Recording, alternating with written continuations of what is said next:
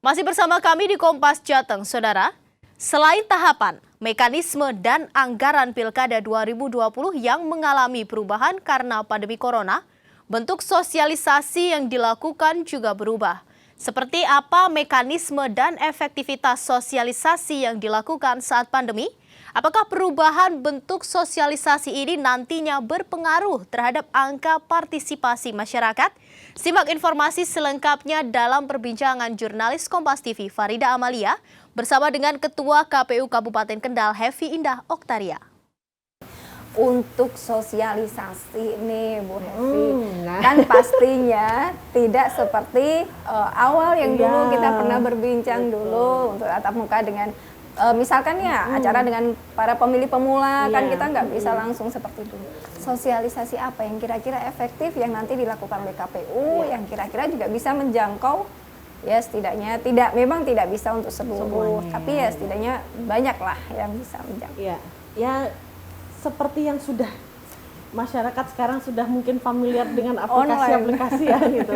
Jadi memang metode yang akhirnya dipilih KPU mau tidak mau sosialisasi secara online itu harus diperbanyak.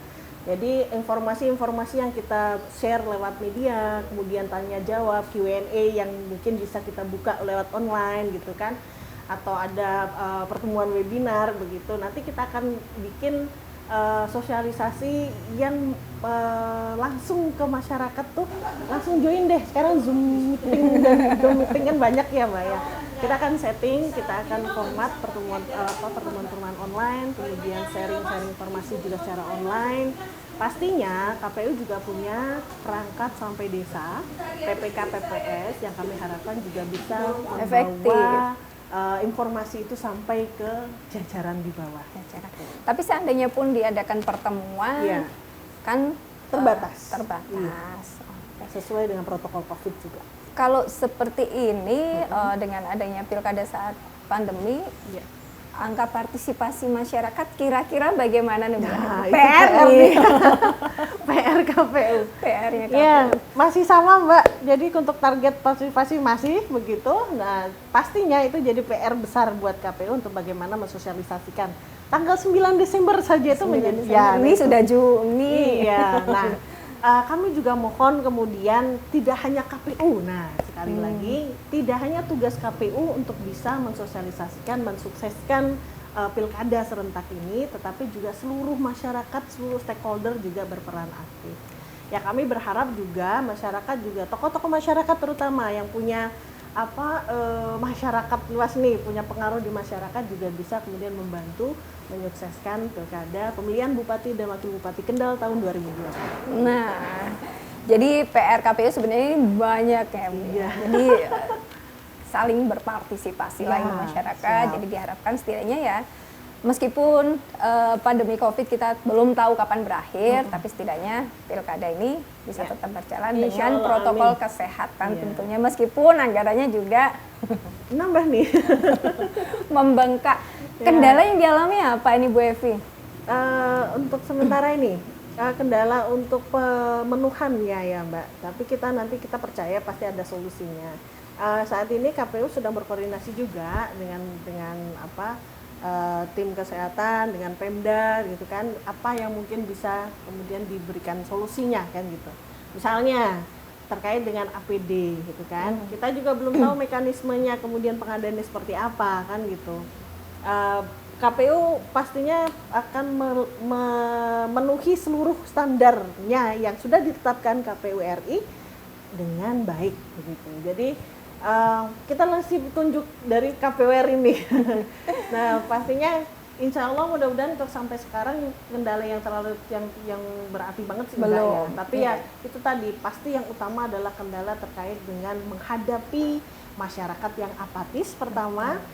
Karena mungkin ketakutan terhadap corona wajar, itu pasti setiap orang wajar. Tetapi proses ini harus dilalui. Jadi bagaimana kemudian masyarakat, kemudian protokol COVID kita juga komplit, sehingga masyarakat juga punya kepercayaan masyarakat aman, nyaman. Ya, petugas juga aman. Betul. Nah, itu. Jadi kalau petugasnya sudah dengan protokol COVID, pastinya mungkin masyarakat juga masih percaya lah gitu ya. Didatengin di dok-dok, Bu, DPT ini masuk mobil apa enggak gitu kan.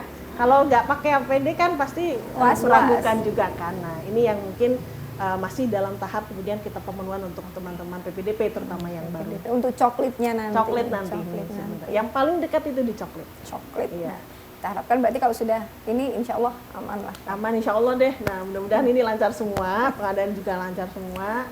Karena ya semuanya butuh kan Mbak. Ya jadi mudah-mudahan ada fasilitas dan sarananya tercukupi. Yang mau saya tanyakan nih yang sempat diwacanakan, ini baru wacana dan ya kita belum tahu nih benar. Yang terkait dengan e-voting. E-voting lagi. Bagaimana e-voting? Ya. Bagaimana nih Bu Evi e-votingnya? Prinsipnya kalau KPU diinstruksikan untuk e-voting, kita siap begitu kan. Tetapi perlu ada kerja keras untuk mensosialisasikan e-voting itu kepada masyarakat. Karena pastinya ada perubahan metode yang harus dipahami oleh masyarakat. Kemudian tidak hanya masyarakat sendiri, penyelenggara pun juga sama.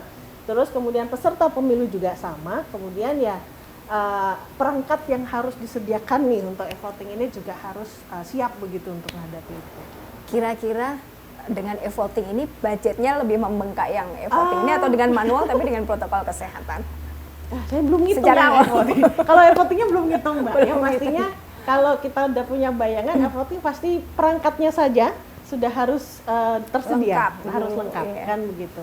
Karena kan pemilih itu akan langsung memilih Vote ya, kan? Vote langsung. Kemudian aplikasinya juga yang harus difasilitasi sampai tingkat bawah juga mungkin harus ada gitu. Iya. Tapi kalau antara Kalaupun- mahal atau tidaknya saya nggak bisa ngitung Mbak. Kalaupun e-voting, apakah kira-kira bisa mencakup semua masyarakat, misalkan yang di dusun-dusun terpencil? Nah, itu juga jadi problem sendiri kan. Nah, jadi Kemudian kesadaran masyarakat Iya. untuk selama ini Mau. kalau buka HP kan lihatnya medsos, lihatnya gosip ya Mbak ya. Nah itu juga jadi satu kendala buat KPU gitu. Tetapi apapun itu ketika itu menjadi instruksi, bagaimanapun Siap. caranya harus kita lakukan. Gitu. Oke, siap.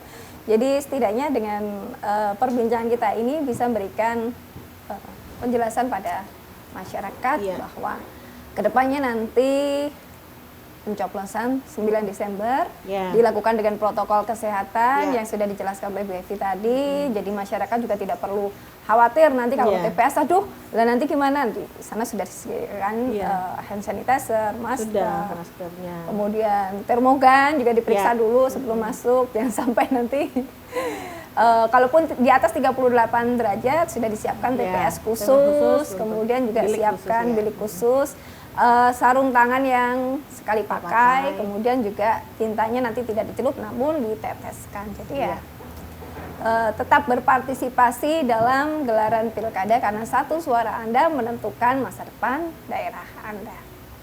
Ya demikian tadi perbincangan ini cukup memberikan inspirasi setidaknya bagi masyarakat, Terima kasih, memberikan Mbak. edukasi bagaimana protokol kesehatan saat pilkada 2020. Semoga nanti semuanya berjalan dengan lancar ya Bu Amin, Evi. amin. Terima kasih atas waktunya. Sama-sama Mbak. Dan saudara, itu tadi perbincangan kami dengan Ketua KPU Kabupaten Kendal, Ibu Hevi Indah Oktaria. Semoga perbincangan kami bisa memberikan Anda inspirasi terkait dengan pilkada di tengah pandemi.